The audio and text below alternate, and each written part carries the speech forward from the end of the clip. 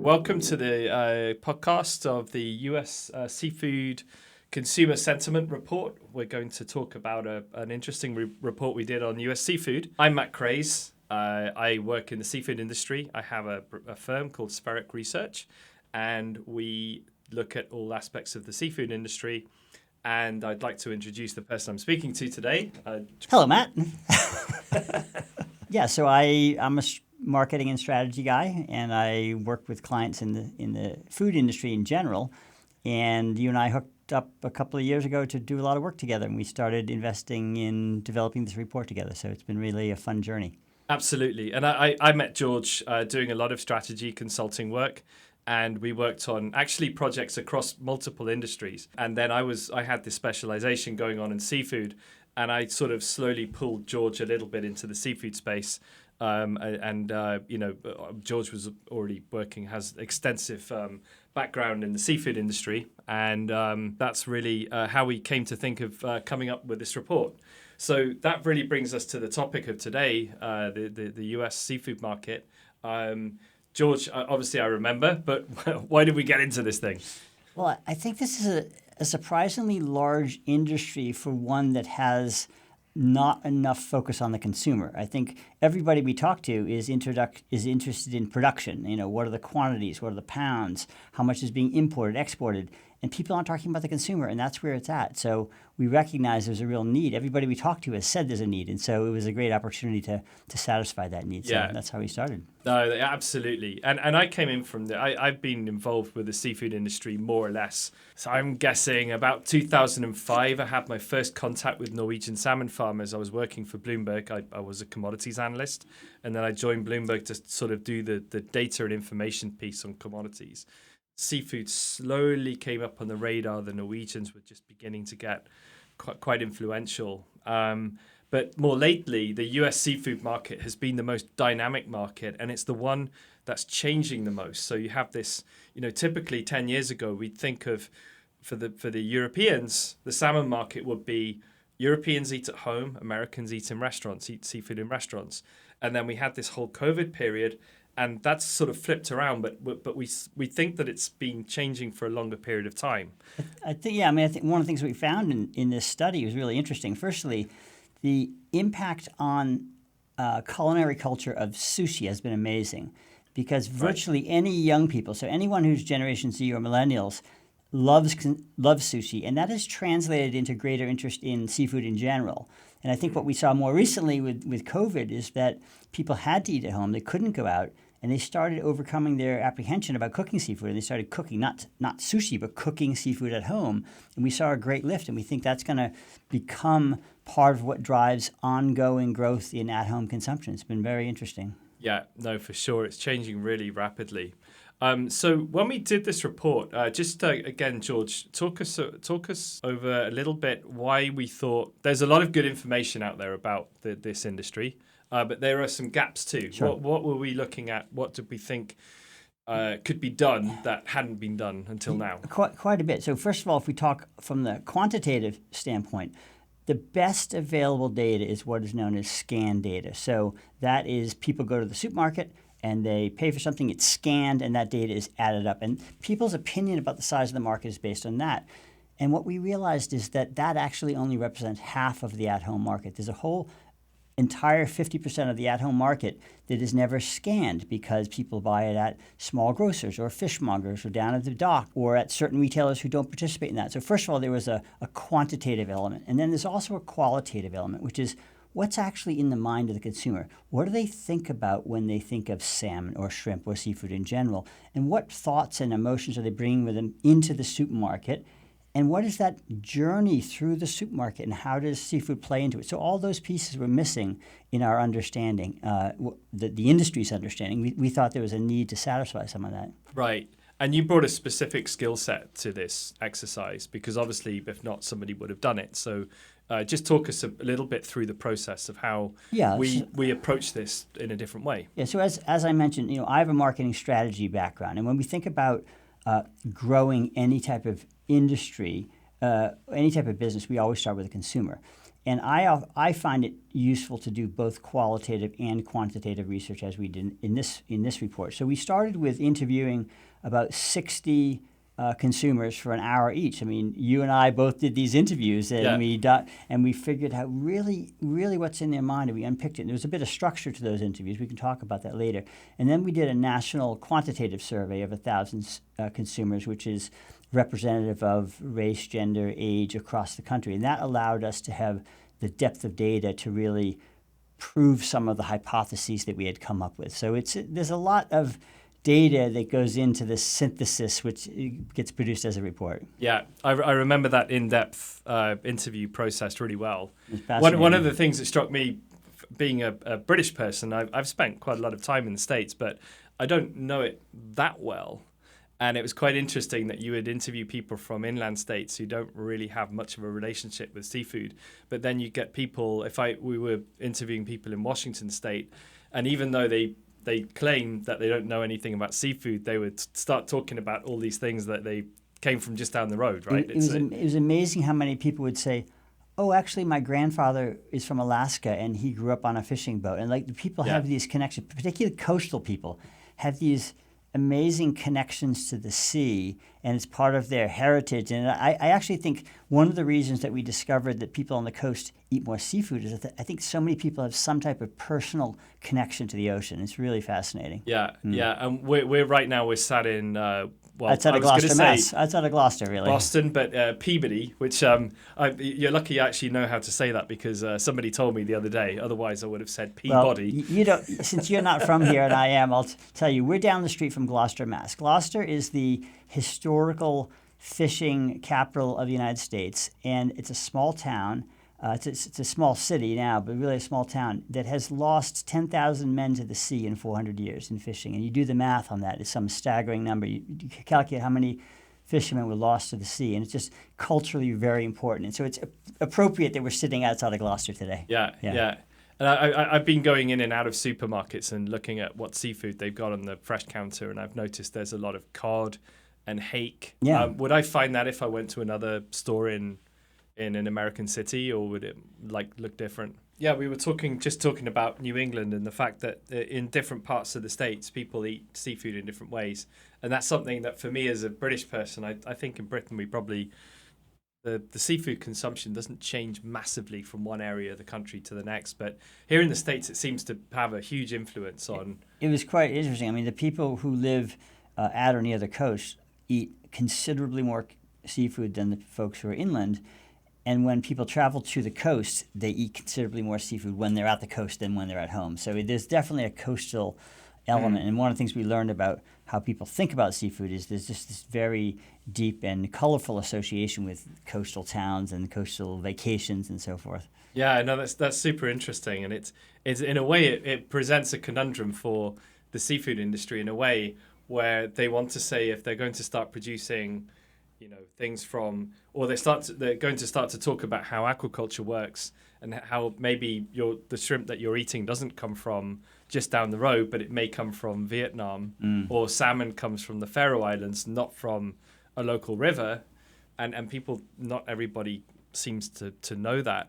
So is it a good thing to talk about provenance or not? Because you could potentially boost consumption in inland states if they realize that the modern seafood industry can deliver things to your doorstep super fresh, but on the flip side, you may hurt the other side of the industry. It certainly is a conundrum, because what we saw is when people start to think a lot about seafood and they start to say, oh, there is such a thing as farmed seafood, there is such a thing as wild caught seafood, they get into this spin where they say, gosh, wild caught, I wouldn't want to be dredging the bottoms of the oceans and killing the ecosystem, so I'm worried about that. But then again, farmed seafood, gosh, that sounds really icky, and I've read a lot of stuff that I don't like that very much. And they actually then move away from seafood and say that I just can't face the choice. I'm just going to go to chicken. And so it's interesting that leaving consumers somewhat oblivious to the realities of production may allow them to associate all the positive attributes that they have with seafood and then just consume more. So it's an interesting, as you said, it is a conundrum. Yeah, yeah. So I'm going to talk a little bit about how the segmentation work, Yep. which we did, and Right. was one of the main things you'll see in the report is how we've basically managed to size up the market, diced up by demography, but the age groups, the age brackets. So we use generational brackets, and we also use income as well. And we came up with some. Well, the survey presented some incredible numbers on what young people are doing. To perhaps talk a little bit about that.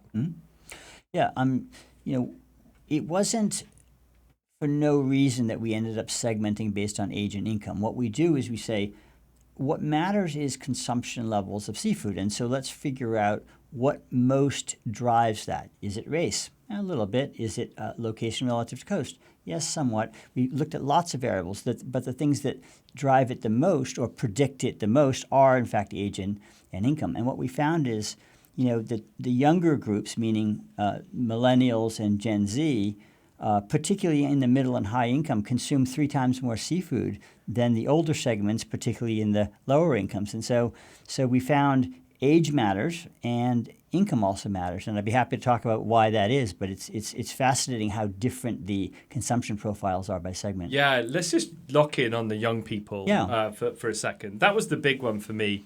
When we came up with these numbers, the numbers were really quite remarkable on what young people were doing. It went a little bit against, for me, logic. I had this working assumption, and I've been to many conferences where people in Norway will talk about what the American market looks like, and we tend to think of older consumers eating salmon in restaurants. So when these amazing numbers came up on the millennials, that was really kind of surprising. So what's your best take on what's going on? And indeed, we dubbed the millennial the super consumer because of the quantities of seafood that they're consuming at home. I think health is at the center of this. So the millennials are particularly interested in and willing to invest in maintaining their health and protecting their health for the long term. And the reason is because they've had parents and grandparents in the older generations who they've watched work themselves to the grave or to an early grave. And so they don't want to do that. They want to enjoy their life more. They want to have a quality of life for a longer period of time. And so they really focus on health. And seafood enjoys very good reputation with respect to health, and it could be related to the omega-3s and oils and salmon and so forth, but there's many reasons seafood is associated with health. I think that's the centerpiece, and there's other pieces that wrap around it, but I think that's what drives the interest in seafood. And as I mentioned during COVID, there was an increased experience with seafood, and so that also helped to build the momentum. Right, because it's not, for anything that we saw, the lowest income millennials and Gen Zs are actually eating more seafood than the wealthiest in the oldest groups. That's right. Which is really quite a surprise. Right. But again, it's not. These are not folks going out to fancy restaurants. They're making it at home, right? That's right. I mean, they may be going out to fancy restaurants, but our focus was around at-home consumption. And so, both are true. The more income you have, the more likely you are to consume more seafood. Mm-hmm. And the older you are, the less likely you are to have seafood at home. And so, you find this sort of sweet spot with the millennials where they're consuming a lot. Yeah, they really are. No, it's super interesting. And how much would you say COVID was a part of this, where everybody was stuck at home and, all of a sudden you've got loads more time and you can get in the kitchen. I remember at the time I was, doing presentations online, and we were guessing that people with, if they're at home all day, they're just going to get in the kitchen and start trying stuff, right? Yeah, I mean, we know quantitatively that about 25% of those groups are consuming more than they did before COVID, but I think qualitatively it's what you said. I mean, you think about the anecdotes that you hear, people experimenting not just with cooking salmon, but experimenting with new muffins, with all kinds of stuff that they didn't cook before, and posting them on Instagram. They had time and they had interest, and they actually slowed down their lives a little bit. Yeah. And some people got a lot of enjoyment out of that, and now they've learned and brought those habits forward. Right. Yeah. But that said, at the same time, they're not. What we found, I think, is that people are not making super fancy recipes, right? It's actually the other way around. They're discovering that seafood is quite quick to cook, and you're done in minutes. Well, it's fascinating. I mean, in this generation, and I'll refer to the millennials as this generation, people don't cook from scratch the way my generation or my parents' generation did. They do what I refer to as assembly cooking. So if they get the piece parts and put it together, that's cooking. Well, seafood is assembly cooking at its easiest. I mean, 60%, something like 60 or 70% of people, when they're cooking a piece of fish, it's literally put it on the heat, shake some salt and pepper and lemon flakes on there, and it's done. And it's super easy, and it delivers. People are so happy with the results. They're like, "Oh, I'm a success. I'm a good cook. I'm going to do it again." You know. Yeah, I remember we had one statistic about how many people would repeat that dish when they've tried it for the first time. Yeah, almost and it was almost everybody was repeating these dishes. They find one, super high. Everybody likes it. It's a winner. It's healthy, and they just do it again. Something like, it was 87% of the recipes that we surveyed were repeats because they were good. Right. So we talked a little bit about young people doing eating seafood. But they're not eating seafood exactly in the same way as older people, right? So you've talked a little bit about sushi, but it does seem to be everything's done in a different way, and even sushi's done in a different way. I think older people, you and I would have eaten sushi 20 years ago in quite a fancy restaurant. This is not the way younger people are eating sushi, right? Well, sushi now is super accessible and safe. I mean, you can go into most supermarkets and know that the sushi is going to be not only safe but good quality, and that certainly was not the case in past generations. And so if you grew up in a world that, first of all, that sushi is weird, I mean, if you're older, raw fish is weird in the first place, right? And then you're like, well, I would only want to eat it if I'm watching the chef slice it off the fish, because otherwise it could have been sitting there, I could catch something. But people under 35 or 40, they're like, no, sushi, if they're selling it, it's safe because they wouldn't be selling it otherwise, and it's everywhere. I mean, you can get sushi everywhere.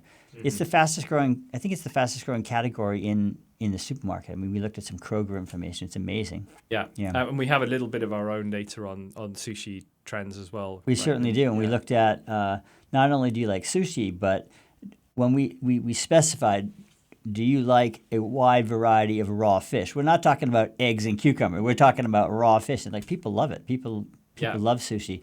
And again, that fascinatingly is what's driving experimentation with other types of cooked seafood at home as well. Yeah, so George, just to finish off the point about health as well, health obviously is a big factor. Actually, I've got two questions on health, which I'll get to. I want to talk about it on a species level because that's super interesting. But first of all, some of the buzzwords you hear these days, flexitarianism, right? So this is kind of flexitarianism, right? Yeah, I mean, flexitarianism means people who agree with the following statement: I try to eat a more plant-based diet. So it is not strict. It is not, I do not eat meat, I do not eat eggs, I do not eat milk. It's none of those things. It's just, I try to eat a more plant-based diet. Well, what does that have to do with fish? There's two drivers of this phenomenon. One is health. One is people feel like a more plant-based diet is healthy. Seafood is healthy, so they're consistent with one another. I think the other piece is environmental. And regrettably, beef has got a really bad name right now. And people think cows are the new coal and they don't want to eat beef. And so they say, well, what other proteins are they? And they go into this calculus around the environmental impact of all types of protein. And seafood, depending on your opinion, depending on the consumer's particular opinion, it's good or okay, but it's a lot better than beef. So those two drivers both contribute to growth. Yeah. So there's flexitarianism, and then there's the pescatarian one, which curiously not many people identified as being pescatarian. That's right. There were very few. In this market, it's unusual. Yeah, very, very few. So which is to say people who eat fish as their only animal protein. Very few people are in that category. Bizarrely, this morning I was reading that Dolph Lundgren, the actor, has turned pescatarian. All right. But he does scrambled eggs and fish, which is clearly salmon. But anyway, an aside. The other question on this is one I have on health, because it's quite an interesting one. So when we started to talk to consumers, we're getting them to conjure up some of the things that they feel, their sort of subconscious thoughts.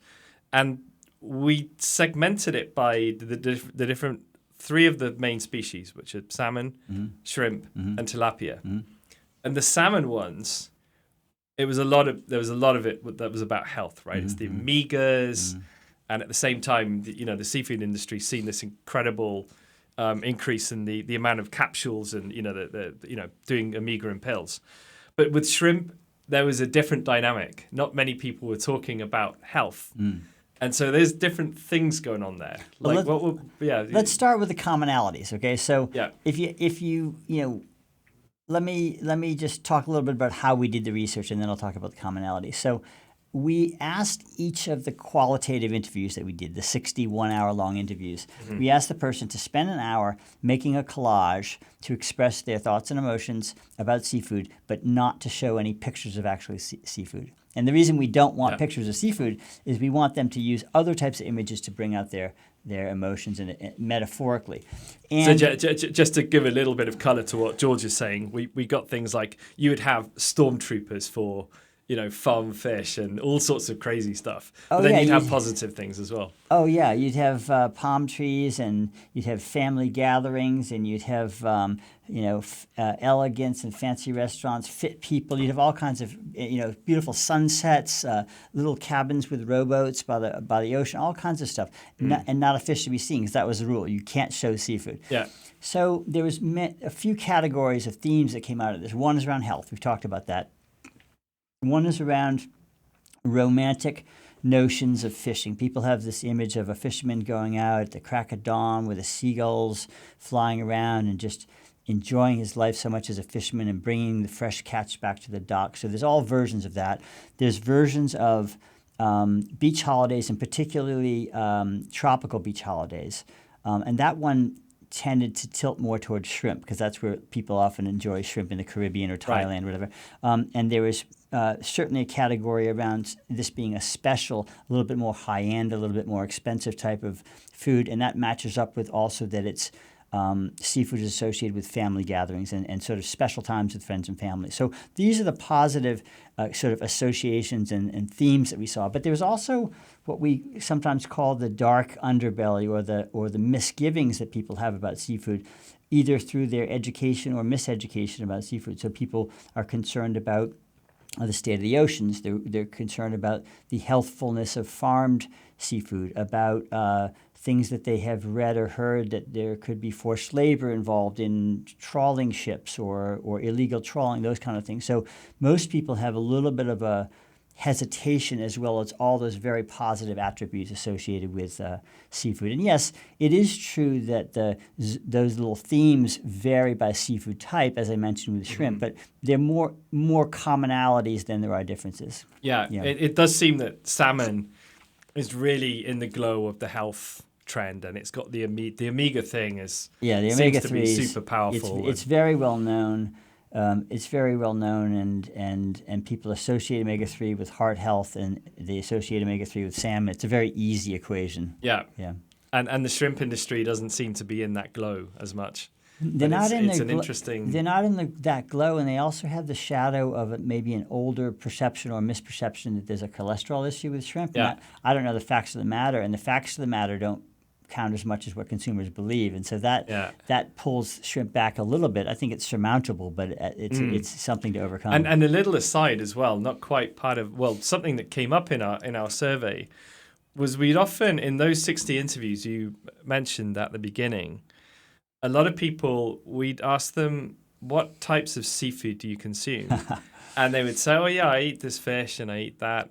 Salmon, cod. Yeah. Yeah. And then they'd say, and then sometimes, we'd ask, and do you eat shrimp? So, oh yeah, I eat shrimp, And that exactly that thing happened the other day. I was in a restaurant in Charlotte, in downtown Charlotte. And I remember distinctly the waitress said, "Yeah, we got some nice seafood items. We got this fish, and if you don't want any seafood, we got some lovely shrimp." I was like, "There it is again." It's almost what is going on in this country? People think of it as a different category. I wonder if people translate the word seafood in their mind into the word fish. And they think of shrimp differently. But literally, they think of everything as seafood, and then there's another category thing called shrimp. It's really interesting. Yeah. Certainly, lobsters and clams are on the seafood side, but shrimp is its own thing. It's really fascinating. It's a funny one. Yeah. Anyway, I'm going to drag this conversation back into June 2024. Yep. We're in the middle of a cost of living crisis. I've been in New Hampshire and on this trip in North Carolina. I've seen lots of shuttered restaurants, people evidently struggling with the cost of living. Yeah. I frequently look at seafood prices, so I've seen them coming down. Salmon prices do tend to come down at this time of year with farmed. But how can the findings of our report be applied to now where there is this cost of living crisis and people are feeling the pinch? And we are talking about more expensive proteins, right? Yeah, I mean, one of the things, as you know, that we did in the report is to analyze the relative cost to the consumer of various seafood items versus various alternative type of proteins. And the seafood basket is considerably more expensive. Mm-hmm. I think when it comes to people's health, they generally are more willing to pay what it takes to keep themselves healthy, and that's the reason the organics exist. I mean, they cost considerably more, and yet some people still buy them. I think there could be a channel shift away from restaurants towards in-home. In other words, the European dynamic that you expressed earlier may be starting to happen here, where people are saying, rather than spending much more money at a restaurant, I'll spend a little more money and eat seafood at home. So that could be happening. Right. But there could also be some pulling back. Certainly, it's as they say in economics, it has a downward sloping demand curve. So if it gets more expensive, people are going to have to shift away a little bit. Yeah, I mean, 10 years ago, the Norwegian salmon industry sold exclusively to the European market. And what they would tell the bankers is that this is a counter-cyclical economy.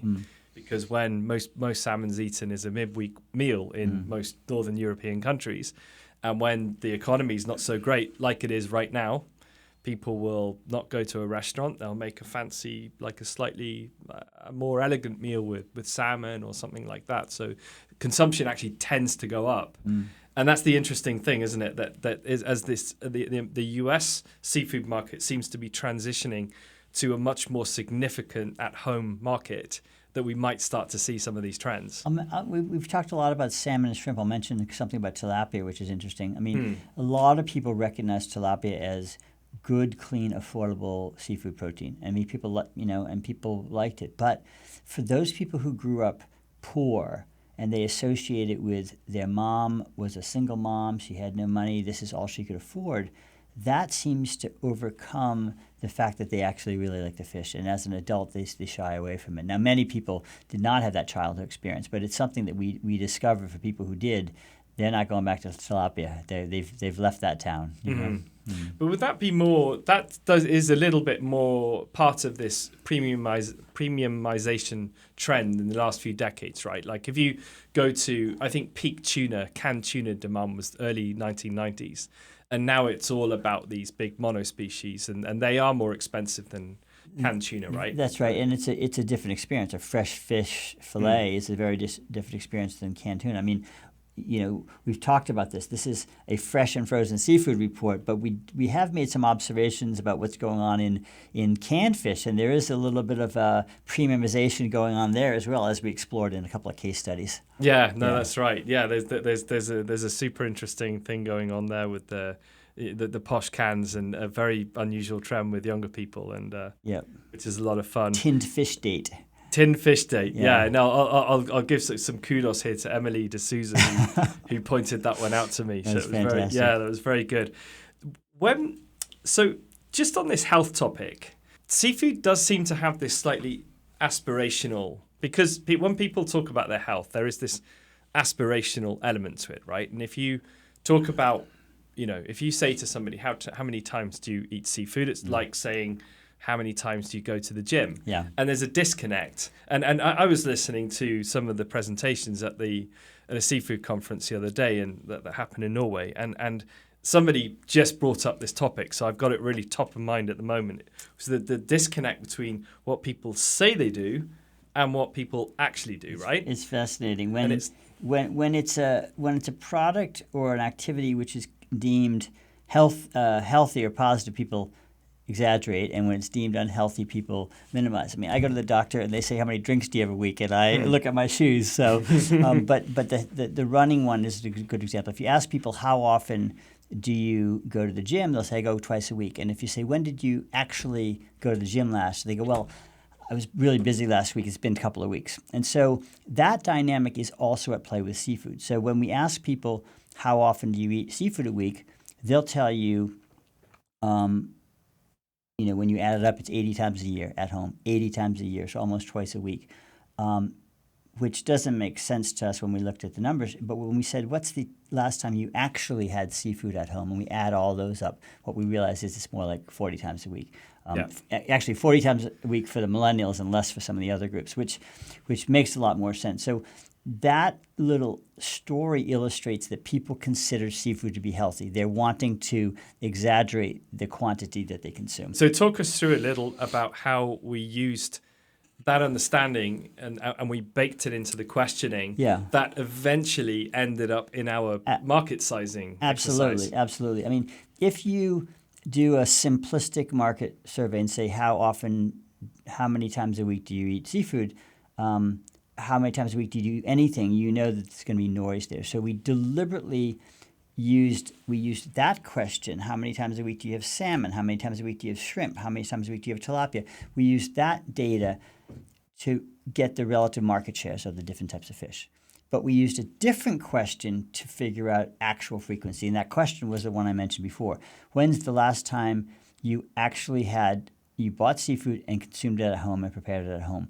And when you do that over a large sample size, it doesn't matter if some people's experience is typical of their habits and others is atypical. It comes out in the averages. And so we used that information to figure out frequency and the former information to figure out mix between species. So I'm getting a little detailed on that, but there's some analytics required. Yeah, the analytics. So what I'd like you to just talk about very briefly is how those analytics then actually translated into the final the numbers where we were able to size up the market per age group, per income level. So let's still talk a little bit about segmentation. So when we talk about there being different segments in a market, what that means is that those are groups of consumers who have behavior that is similar to one another in the segment and different from the behavior in other segments. And so in order to do that, you have to define behavior, which we did. Our definition of behavior is how frequently do you consume seafood at home? Do you prepare and consume seafood at home?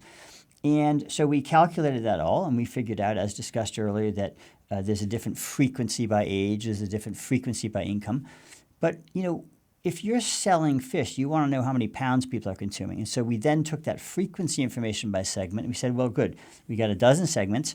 How many people are there in each segment? Well, we have population data from the U.S. Census and so forth. We calculate that.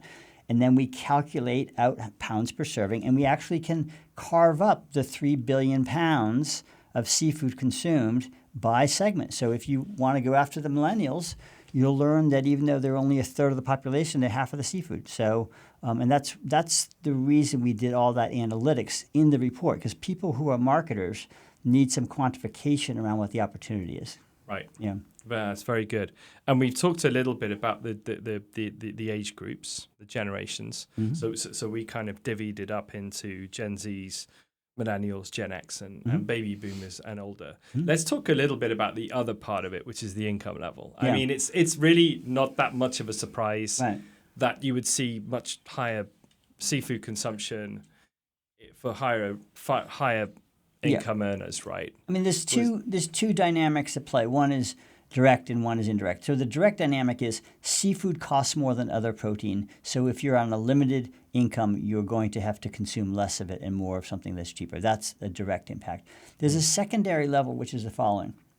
Whenever the way new food items get introduced into the at-home diet is through the restaurant trade, and typically at the high-end restaurant trade. And something might get introduced, like sriracha sauce, and over a long period of time, 7 or more years, it may migrate into the home. If you're a lower-income person, you're not eating out. You're not going to restaurants as much, so you're not exposed to that, and you're not saying to yourself, I might try that at home. So there's double reasons why income matters in this industry. Yeah, no, that's super interesting. But one of the most interesting things is that, in this cost of living crisis, people are migrating to cheaper proteins. So we see that if you look at the USDA chicken numbers, they're great. I think Americans are consuming, that there was a threshold that they broke recently. I can't remember which number it was. But the seafood industry is not exactly 100% correlated with that trend. Now there are other dynamics at play. The salmon industry, there is an industry supply shortage which plays into the price numbers, but it's not exactly correlated, is it, with income? There are other things going on. Yeah, as we said, I mean, the big trends are, generally speaking, the higher the income, the more seafood people consume, and the older you are, the less seafood you consume. So you mash those together, and you can figure some things out. But there's other undercurrents, if you will, that impact why people do what they did. And environmental concerns was one of the topics we went into in quite some depth. Some people said in the interviews that I don't buy seafood because of my environmental concerns, but there also seem to be an awful lot of people who still buy seafood while they harbor all of these environmental concerns. How much do you think the seafood industry is really losing out on these people who think that it's farmed horribly, for example? I think what the seafood industry should hope for is that all future generations consume as much as millennials do. And what we're seeing right now is that the Gen Z, so the younger group, are consuming a little bit less than the millennials are. Not as little as baby boomers or Gen X, but a little bit less. Whereas based on what we've talked about, you'd expect them to consume more. Now, why is that? Why are they consuming a little bit less than the millennials? This is the generation where environmental concerns are most acute and people are most informed or misinformed. I mean, you can get misinformed easily on social media, and you can get informed easily on social media. Right. And I think the burden of understanding the state of the environment and how fishing may be impacting the environment adversely, and people seeing stories and good and bad about fish farming, it's really putting a damper on that younger generation. And if we can't educate the Gen Z and younger generations, then they're never going to consume as much as millennial. Now, the other thing is that health concern doesn't matter so much when you're 25. When you're 35, you start thinking about it. And so I think the importance of health will naturally lift seafood consumption as people age. That for sure. But I think as well, one of the things that surprised me most about the report was that when we were in the middle of COVID and we were asking questions of everybody, what's going on, we heard that people were all of a sudden taking care of their health and they were eating healthier, eating more fish. Right. But it transpires that there was a lot of millennials doing that. So it wasn't necessarily 40-year-olds thinking, I'm going to get a heart attack in next week. I think that, again, they're looking at their parents' generation and saying, my parents didn't look after themselves. They worked too hard. They didn't eat well. They didn't exercise. They smoked too much, whatever it is. And they didn't have a good ending years of their life. They didn't have a good health in their retirement. So I'm going to invest proactively in my health in my younger and middle years so that doesn't happen to me. Yeah. No, for sure. I mean, it makes total sense. I think one area of the report that perhaps we didn't get quite into was that we analysed as well the buying process and how people behave in the store. Sure. And do they go and peruse the items? There's a fish counter there. Do I go and look at the the fresh and then the frozen? I go back to the frozen again. Yes. And we did all those types of exercises. We certainly did. And what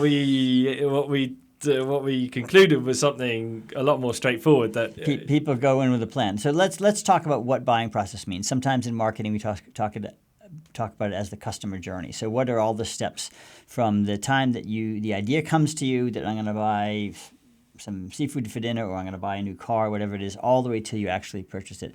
And there's quite a lot of steps actually in seafood if you break it down. So it's what am I going to have for dinner? Do I have a recipe? Do I write a recipe down? Do I have to have a shopping list? Which store am I going to go to? Is my regular store? Am I going to compare prices across stores?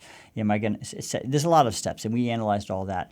But what we found is they go to the store already with an idea that I'm buying seafood. Generally, they go straight to fresh or straight to frozen to get what they want. And there's some people who go compared to the other one, but no one goes back and forth comparing prices. It's generally purpose-driven, mission-driven. And even though it's special, it's also routine enough that they're not going to pause and deliberate in store. They're going to get what they want, put it in their basket, and get out of there. So if you're trying to introduce a new cut or a new type of seafood to get people to experiment, you have to hit them before the moment that they're sitting at home saying, I'm going to the grocery store. You have to plant the idea. And of course, these days that happens through social media. That's where people get exposed to new recipe ideas. Right, right. So chefs, influencers. Honestly, chefs and influencers, yeah. I mean, certainly a quarter of people learn to cook out of cookbooks, and that's amazingly even true today. But mostly chefs and influencers and people, and even on TikTok, people are getting recipe ideas. So yeah, it's changed a lot. It's so much easier to follow one of these video recipes, right, than following a written. I've got a bunch of cookbooks, and I love my cookbooks, but there's nothing like watching one of these videos because watching it happen. Because you watch it and you realize how simple it is, you don't have to write a recipe down. So no one's writing a recipe down. Very few people are writing a shopping list down. They just have it in their mind. They can remember that video, and they go to the store and say, now what did they put in there? What do I need? And just boom, boom. It's 2 or 3 things. It's not a lot of things. Yeah. Simple cooking. Yeah. And I think as well, it would be amiss not to mention the packaging trends, because the fish counter for 99.9% of folks, even me, and having worked in this industry for years, is kind of intimidating. It's an intimidating spot. That's right. And we've seen this huge skim packing trend where it's all moving to skim packing. So it's kind of like explain what that is. Skim packing is when you have basically it's vacuum packed, right. and you'll buy it just like you buy a packet of beef or chicken. And you can pick it up, you can feel it, you can touch it, you kind of know what you're buying. Yeah. And also, it's vacuum wrapped, so it doesn't smell in your fridge, right? I mean, in your cooler, that seems to be a big deal. It satisfies needs of the consumer as well as needs of the supermarket. So the consumer likes to touch things. Mm-hmm. They want to touch and feel it. But they also don't like the notion that someone's breathing on all that fish and it's been out in the air, and even though it's a glass counter, what if someone sneezed? People don't like that. So the consumer likes that. And the supermarket likes it as well, because then you need less labor on. You don't have to have skilled fish cutters on staff. You have pre-packed, and it's there's less waste, and so everybody's happy. Yeah. No, it makes a whole bunch of sense. Yeah. So we'll wrap this one up shortly, but one question I would have for you, and I actually haven't asked you this in any off camera or on, but right. What was the most surprising part of the report for you in the findings? What came up at you? It's like, my word, I wasn't imagining that. Honestly, I think it was the apprehension and the contradictions that exist in the consumer's mind. It's like, oh, I love seafood. I think of the 7 fishes at Christmas dinner. I think of my vacation in Thailand. I think of when I went to Maine and the beautiful fishing boats and all these positive attributions.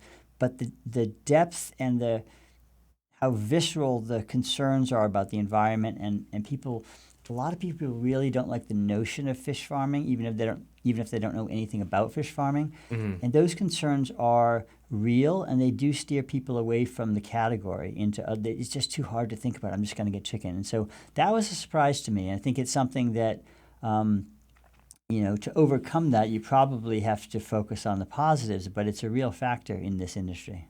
Yeah, and just to be clear to everybody who's listening, we were not looking at the food service sector, so this is not about going into a restaurant and ordering something. This is about the at-home thing, which seafood's new for a lot of people cooking at home, right? So that's right. Yeah, I mean, because people didn't grow up cooking, people don't know how to cook. Young people don't know how to cook. They are apprehensive about something that's going to be complicated, that's not going to come out right, and that was expensive to buy. And so when they do salmon or even shrimp, it's easy, it's fast, it comes out great, everybody loves it. So success breeds success. But if you're selling another type of seafood other than salmon, shrimp, and tilapia, you also have to teach people how easy it is to be successful. I think if I was to ask myself the same question, I would say, in actual fact, I think the thing that surprised me the most was the fact that people were cooking it in a really simple way. I just thought, I kind of always have in my mind people making fancy dinners. And I used to, that's been a little bit of my own journey as well over COVID. I think I would make seafood in a more fancy dinner. I ended up in COVID, cooking for two boys, just getting my grill pan that I was just talking about and just doing salmon in just a couple of minutes. They both eat it. And actually, it was quite interesting that there was people talking about their children and what their children are willing to eat. And that's a big deal. Like when they look at a piece of fish, they're kind of like, ooh, but salmon tends to kind of salmon, I'll eat that. Exactly. For children, salmon's a different category of thing from seafood, right? Salmon I'll eat, seafood I won't, right? So children tend to like it. But one thing was interesting is that I anticipated that when people do a seafood recipe, it's one thing. Like you talked about, they buy salmon, they grill it, they do it with vegetables or rice, whatever it's going to be. Right. But what we found is many people are doing recipes that involve more than one type of seafood, even though the cooking method is very simple. That was very interesting. An interesting one. And as you know, there's a lot of quantification in this report. So all these themes that we're talking about in this conversation qualitatively have data behind them in the report, so people can figure out exactly what percent of people are cooking in what way. But that was fascinating. So many people are doing recipes that are multi-seafood recipes. When we talked a little about the collages and the mind of the consumer and getting people to give these subconscious thoughts expressed in a bunch of Google images and coming up with all this random stuff. Mm-hmm. How can that information be actionable and helpful to the seafood industry? People made all these collages, but it was our job to synthesize that into something that's more like a map of the mind of the consumer, which we have done in a simple infographic that's in the report and has the themes that we've talked about here. But you need to realize that when the consumer walks into the supermarket, there's two things going on. There's a lot of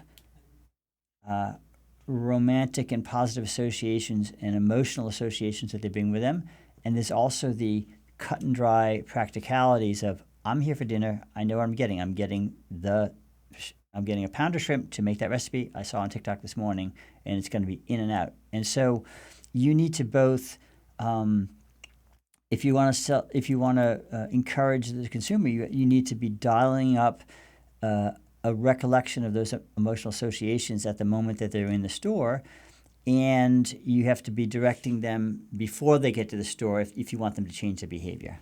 That's awesome. It's been a pleasure, Matt. Yeah, no, that's fantastic. I'm so glad we got to do this. I won't bore everyone with the logistics on this, but we managed to pull it off, and all right, well, maybe next time we'll have to do it in New Orleans or somewhere else. Yeah, well, I'd be quite happy to come back to Peabody if I have the nice setup here, So that's fantastic. I'll just, I don't want to turn this into a sales commercial, but so you can visit our website at sphericconsumer.com, and that's where you can find the report. And we'd also be delighted to take any questions. You can find me on LinkedIn. You can find George as well. And we'd be happy to have a chat and talk about the work that we've done. So again, thank you very much. Thank you, Matt. It's been great.